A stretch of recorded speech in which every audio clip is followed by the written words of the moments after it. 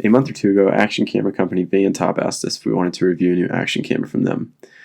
The Moment 4 action camera sells for $80 on Amazon and says it has 4K resolution at 24 frames per second, 2K at 30 frames per second, 1080p at 60 frames per second, and 720p at 120 frames per second. The Moment also claims to have 20 megapixel photo quality and image stabilization.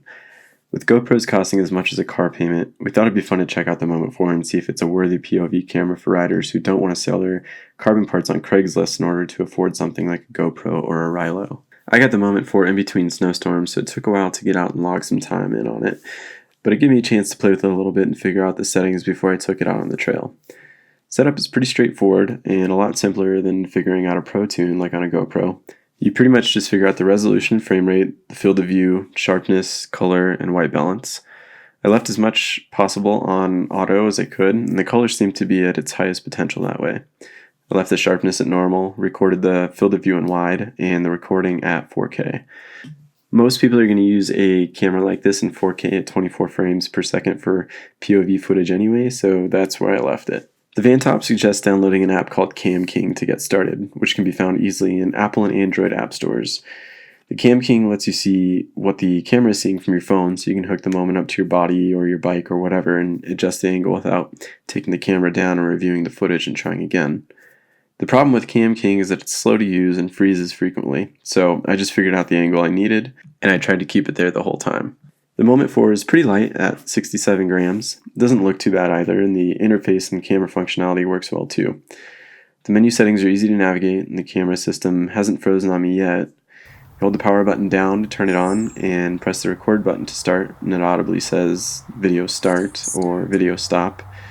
If it's been on a while, it takes a tap to wake it up on the record button, and then another push down to stop or start the video again. Overall, it's a pretty easy interface to navigate and to use. It also comes with a lot of accessories. It comes with several different mounts, comes with a waterproof case, a 32 gigabyte memory card, an extra battery, adhesive mounts, straps, a wrist-strapped recording button, a J-mount, great for chest harnesses, a balled-up backpack, cables, more adhesives, and more mounts. If you watch a lot of mountain biking YouTubers like Nate Hills, BKXC, Seth's Bike Hacks, or Single Track Sampler, you'll notice a few things about their setups which are pretty consistent for most of them. They record at 4K and either 24 or 30 frames per second, which is why I stuck with these settings, and they avoid waterproof cases because then you can't get good audio. They also use a chest mount harness, so I did too, because it seems to be the most exciting angle for POV mountain biking. The problem with using the Moment 4 for mountain biking is that it comes with a dinky adapter to use with a threaded 1/4 inch mount. It was awkward and impossible to get the angle of the camera right. I twisted it too hard at one point to get the angle right, and it tore the 1/4 inch mount out of the bottom of the camera. Without that, you have to use a waterproof case, and then you don't get any usable audio. So I kind of just pushed it back in together, and it held up well enough to get some more testing done on single track with audio, even though it still snapped off easily. To try and muffle wind noise, I used some double-sided tape and a little piece of cutout foam. Sometimes it helped and sometimes it didn't. I used the GoPro on this day also, and it was really windy in the area, and the GoPro also struggled with wind noise. So here you go. Here is some of the VanTop Moment 4 footage shot in 4K on the Oil Well Flats trails in Canyon City, Colorado. A few things to note on them. Even though it's in 4K, it's not that sharp or detailed. It really loses details in the background, like the mountains in the distance. The color is kind of flat and not very rich or exciting. But again, this is only an $80 camera. The electronic stabilization doesn't do a whole lot, and there's still a lot of shake, which can of course be fixed with a gimbal. But it wasn't as bad as I thought it would be. It is relatively smooth, although rocky parts are going to be the worst. The biggest thing I noticed was the resolution. 4K doesn't really look like 4K on the Moment 4, and resolution isn't everything in terms of cameras.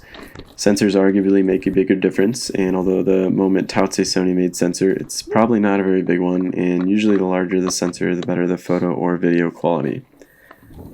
The camera also struggled with transitioning light either from dark to light or vice versa, and shooting towards the sun resulted in some very, very streaky flaring, whether it was in photo or video. The photo quality didn't turn out good either, for it supposedly being a 20 megapixel camera.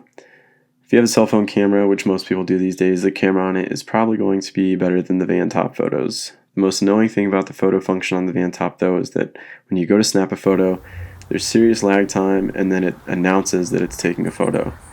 Please just take the photo without announcing. I already know it's going to take a photo because I've switched it to photo mode. So VanTop, if you're listening, just snap the photo without an announcement.